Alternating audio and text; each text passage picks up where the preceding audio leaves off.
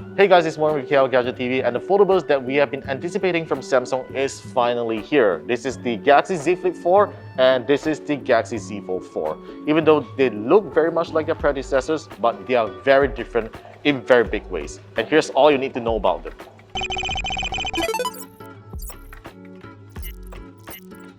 Now let's start off with the Galaxy Z Fold 4. Now on first impressions, you might actually see that it is basically like the Galaxy Z Fold 3, but Samsung has basically done some refinements to the Galaxy Z Fold 4 screen bezels. Right, now starting from the front here, if you can look at it, there's actually no more metal aluminum bezels on the front already, so it actually makes using the phone a lot more comfortable, because some people might actually still find the keyboard a little cramped to your hands. If actually you put on a case, you might actually feel that the keyboard is still a little cramped on the front screen right over here, but there is definitely increased screen to body ratio on the screen right now, which actually makes it a more comfortable user experience. This is still a very nice 6.2-inch AMOLED display that refreshes from 1 Hz to 120 Hz, which is actually pretty good.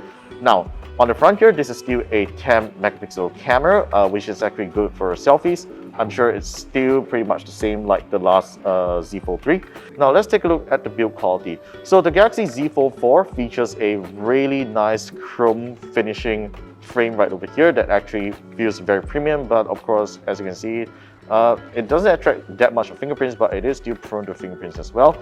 And Samsung has basically introduced a slimmer hinge to the Galaxy Z Fold 4. So if you compare it with the Z Fold 3, you will definitely find that this is actually a more pocketable device, and it is also significantly lighter than the Z Fold 3. This time, the Z Fold 4 weighs about 263 grams, which is about 8 grams lighter than the Z Fold 3.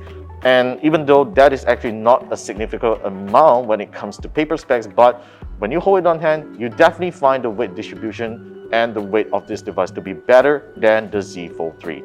Now, the Z Fold 4 also has an improved hinge mechanism. So back on the Z Fold 3, you do actually find that the hinge resistance is kind of pretty rough. You kind of like have to force it open, but this time it has a smoother hinge mechanism where you just feel that the fold just unfolds like very naturally. You don't feel forced at all.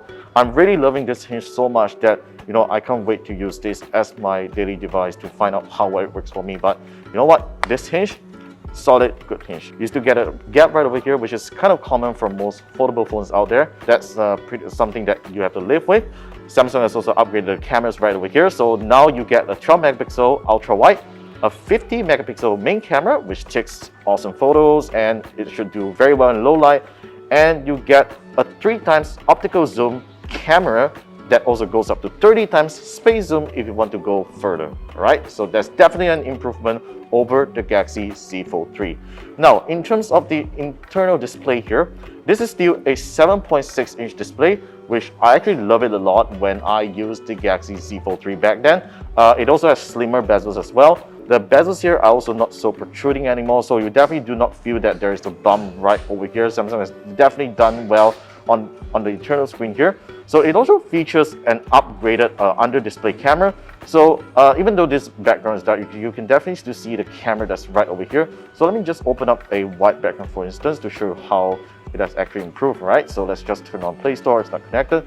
Now, as you can see, compared to the Galaxy Z Fold 3, the shadow here, the mosaic on the under-display camera here is no longer that obvious as compared to the Z Fold 3. It is less noticeable, but it is still there if you try to notice it harder. But this is definitely an improvement over the Galaxy Z Fold 3. Now I'm going to find out how well the internal camera works. So this is how the internal camera looks like. It is still a 4 megapixel camera with a f1.8 aperture.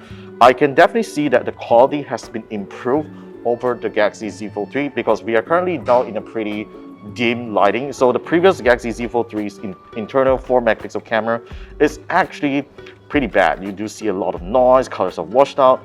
So this is definitely a big improvement over the Galaxy Z Fold 3's camera. Now, if you notice, there is actually a slight change in the software here. Now look at this thing here. This is what Samsung calls it, the taskbar. It's basically just like how you work on your computer, right? So there's a couple of apps right over here. This is basically the shortcuts to the apps on your dock here, right? So if you launch any app, any app on the phone, like your internet browser or even like the Google Play Store, this taskbar will appear right over here so that you can just quickly go to any apps that you want. So let me just show you guys. So now I'm on a camera app, so I'm just going to head over to Notes, for instance, and if I want to go to other apps that's not available right here, all I need to do is to just tap on this All App button and I can just access any app when I am in an app, and that's super convenient on the Galaxy Z Fold 4. So overall, first impressions on this device, this is a really nice upgrade over the Galaxy Z Fold 3. Even though it looks just the same like the Z Fold 3, this is a super cool phantom black color that I actually like it a lot. And you know, this overall hinge design is probably the biggest improvement that Samsung has done over the Z Fold 3. Now, the Z Fold 4 is powered, of course, by a Snapdragon 8 Plus Gen 1 processor. In terms of storage, it comes with 12 GB of RAM and up to 1 TB of storage, which the highest storage model will only be exclusive to Samsung.com. So in stores, you will probably be able to buy the 256 GB and 512 GB model like you do on this last generation, all right? So yeah, let's move on to the Galaxy Z Flip 4. So this is a Galaxy Z Flip 4, and like the Z Fold 4, it actually has the new slim hinge design as well, which makes the whole phone a lot lighter and better to hold. It is still a very powerful device. Same processor as the Z Fold 4 is a Snapdragon 8 Plus Gen 1, along with 8 GB of RAM and with a storage of up to 512 GB. That is definitely something that Z Flip users has been asking for, because 256 gig, to be honest, is definitely not enough for those people if you are shooting a lot of videos on this thing, especially this is such a good TikTok shooter. All right, now inside here you definitely find a slimmer bezel display as well, because Samsung has actually made the bezel slimmer here, so you get a higher screen to body ratio on the screen. And this is a very nice 6.7-inch dynamic AMOLED 2X display that refreshes from 1 Hz to 120 Hz. Now the Z Flip 4 actually has the largest upgrade, in my opinion, over the Z Fold 4, because there are a lot of nice things on the Z Flip 3, but also quite a few bad things on the Z Flip 3, and Samsung has basically fixed them. Now, first of all, this phone now has a larger battery size at 3700 mAh. It's a 300 mAh increase, which I think is not a bad increment. It's a 10% increment, which should offer battery life along with the more efficient Snapdragon 8 Plus Gen 1 processor inside. Charging speed has also been improved as well. The previous Z Flip 3 only supports a maximum 15 watts, and now it goes up to 25 watts. And that is awesome, because even if you manage to run out of battery in the middle of the day for this battery, you can definitely juice it up with 25 watts, which is definitely way better than the 15 watts back on the Z Flip 3. Now, in terms of upgrades, Samsung says that it has given a larger 12 megapixel sensor on the main sensor. It still has a 12 megapixel ultra wide sensor as well, with improved image quality as well, especially in low light. And now I want to talk a little bit about the cover display here. Now, this cover display is still a 2-inch display, but as you can see, it actually plays videos right now. So Samsung has definitely improved the software a little. And you can also add more widgets right over here. Samsung has basically added a couple of widgets, such as shortcuts to your contacts, and including turning on the torchlight as well, which is actually a very convenient feature that they have actually made it to the cover screen right over here. Now you can still activate the camera just like this as usual. Now as you can see, one thing that the Z Flip 3 doesn't do well is when you take a picture using the cover screen, it will actually default to a 1:1 aspect ratio, the Instagram aspect ratio, which not everybody wants. But now that I've taken a photo, and when I open it up on my phone here and go to the gallery, you can see that it is in a 4:3 aspect ratio. Finally, it's no longer that squarish aspect ratio that, you know, not everybody wants it, because, you know, sometimes we just want to take a photo quickly and, you know, be done with it, but with that 4:3 aspect ratio. Now, Samsung has also done another improvement to the software of the Z Flip 4, which is actually similar to the Z Fold 4, which I forgot to show earlier on, which is actually the flex mode. Now, for example, it is integrated with Google Chrome, for instance. So let's just head over to Chrome, and we're going to flip the phone out a bit. Now you can see that there is a black corner right over here, which actually splits it into half. But what you can do here is to enable a trackpad. Now, look at this. You can basically control and navigate your web page with a trackpad on the bottom part of the screen.